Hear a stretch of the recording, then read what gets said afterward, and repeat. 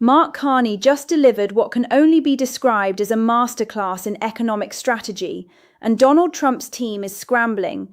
I'm talking about real damage control mode inside Trump's orbit right now. And here's the kicker, Warren Buffett. Yes, Warren Buffett has now gone on record warning that the United States is learning what he called an expensive lesson about underestimating Canada. Let me set the stage.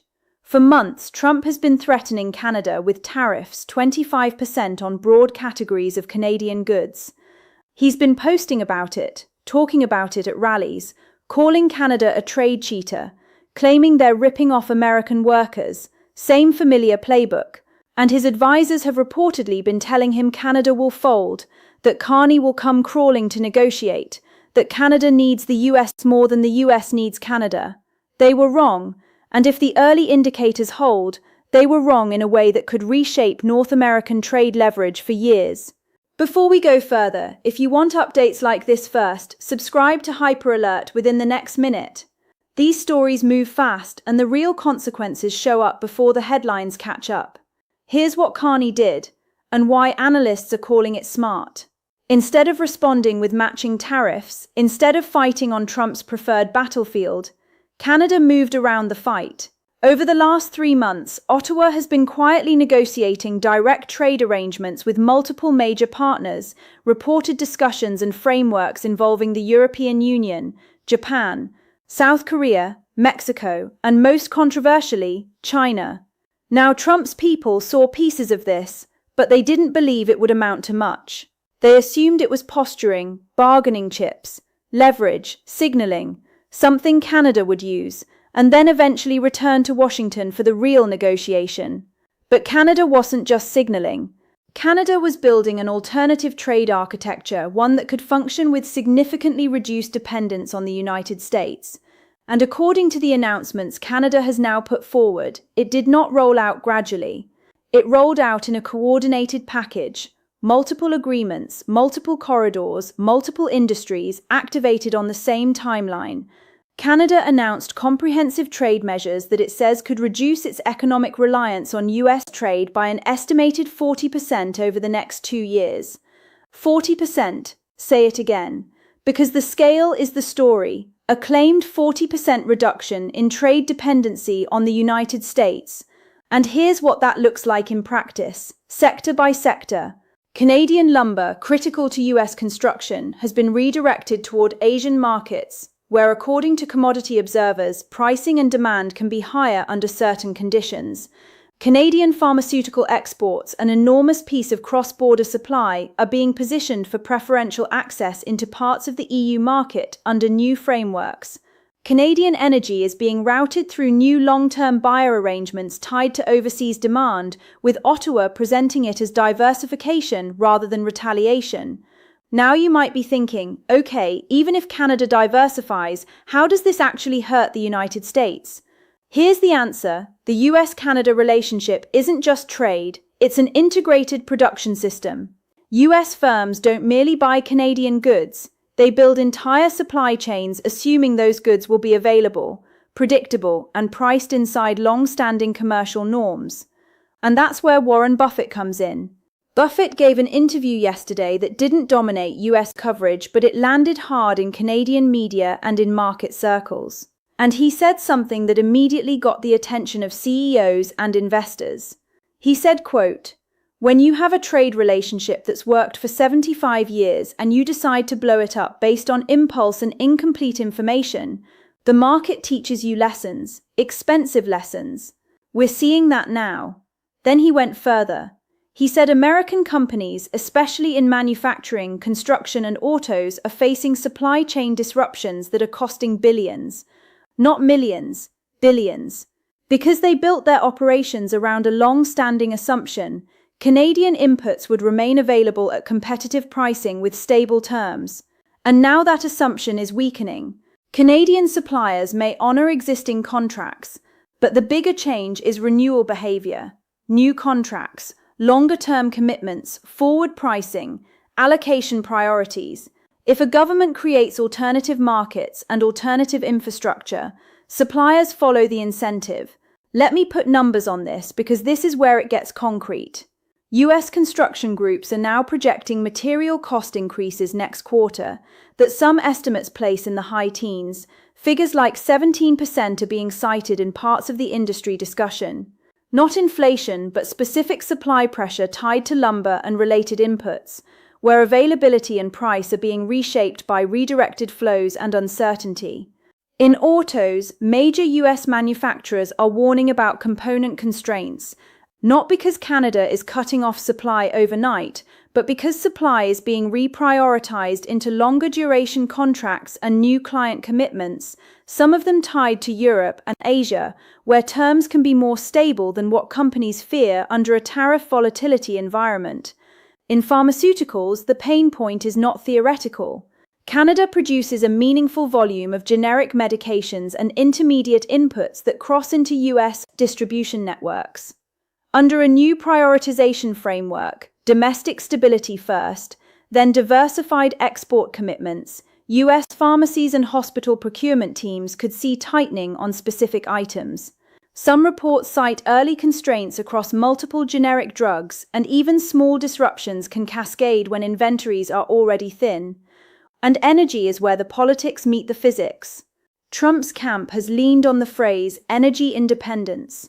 But the reality is, you can't reroute molecules the way you reroute talking points.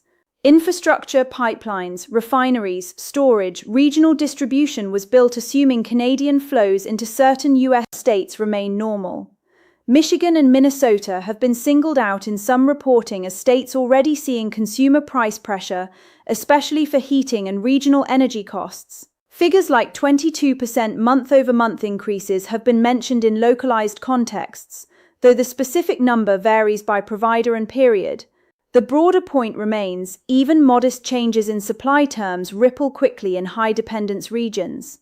And we're now seeing governors, some not aligned with Democrats, publicly criticizing the disruption risk, not as ideology, as economics.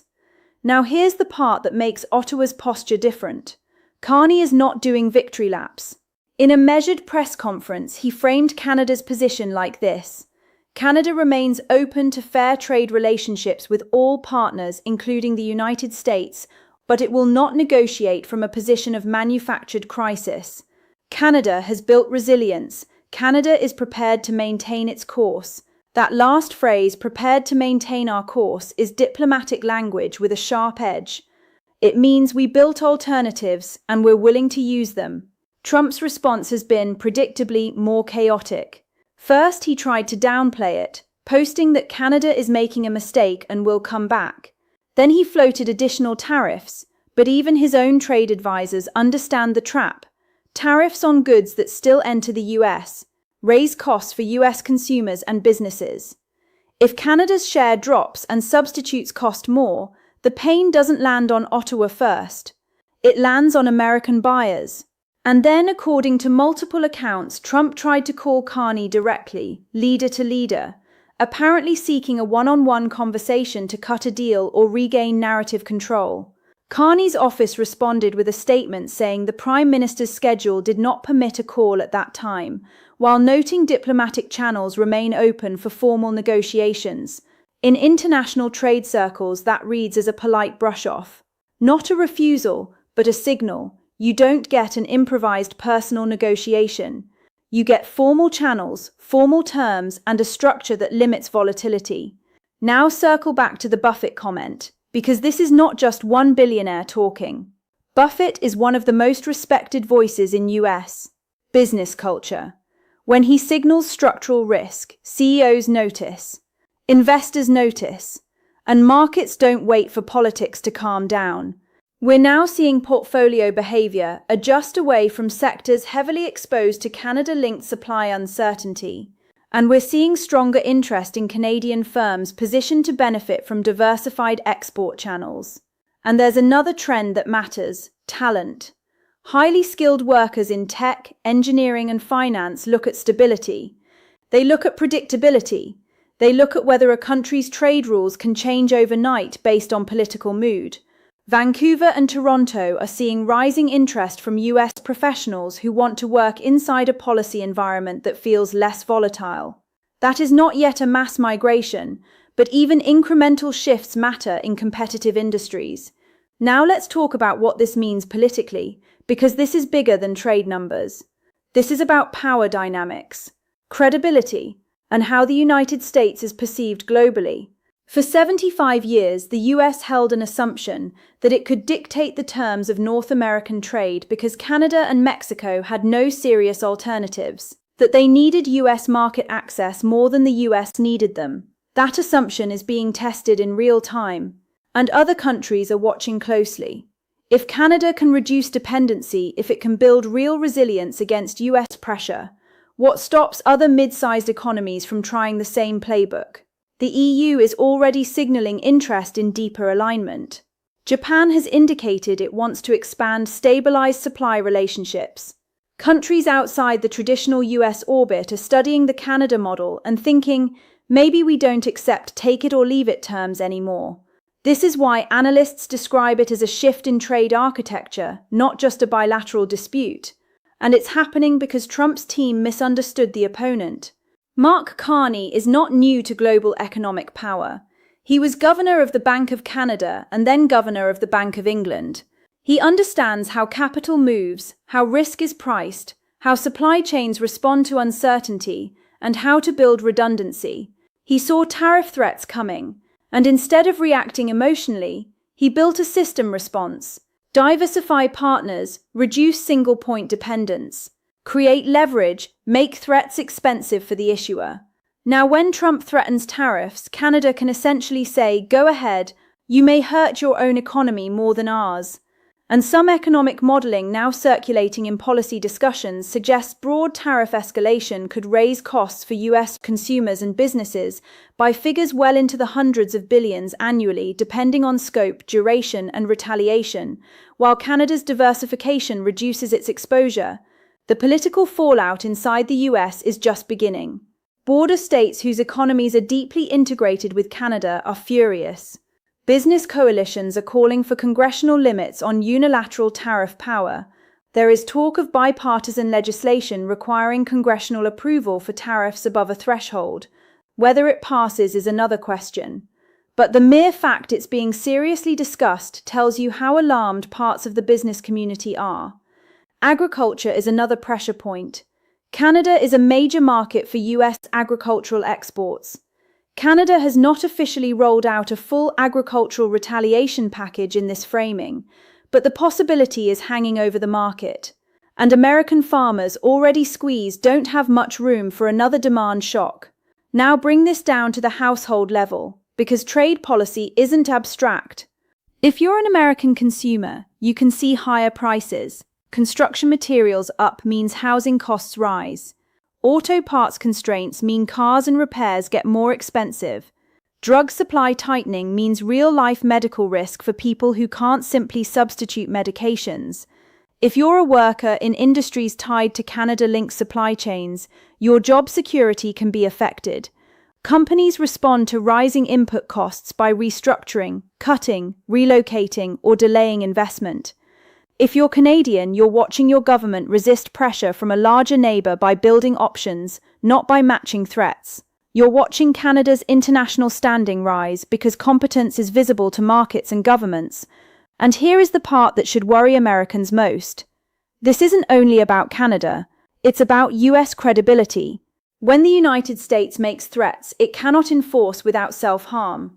When policies backfire, when it appears outmaneuvered by a country with a fraction of its population, every competitor and every partner recalibrates. China watches, Russia watches, the EU watches, and they see that US economic dominance has vulnerabilities when strategy becomes impulsive. That has implications beyond trade: climate alignment, defense procurement, technology standards, investment patterns. If countries feel less dependent on US markets, they're less likely to defer to US preferences across the board. So what happens next? Carney has been careful to say Canada isn't trying to punish the United States. He says he wants constructive trade, but he also says the relationship must be between equals, no manufactured crises, no threats as the starting point. The ball is in Trump's court, and the options are narrowing. He can keep escalating tariffs, but that increasingly appears to raise US domestic costs. He can negotiate, but that means acknowledging his leverage is weaker than promised. Or he can do nothing and watch a slow deterioration of a relationship that was once a strategic advantage. So far, the US posture looks divided. Hardliners urging escalation, pragmatists warning the US in a losing position. Meanwhile, Carney is playing chess while Trump is playing checkers, because every move from Ottawa appears tied to a larger strategy, not a daily headline cycle. Now back to Buffett, because his expensive lessons line cuts deeper than price spikes.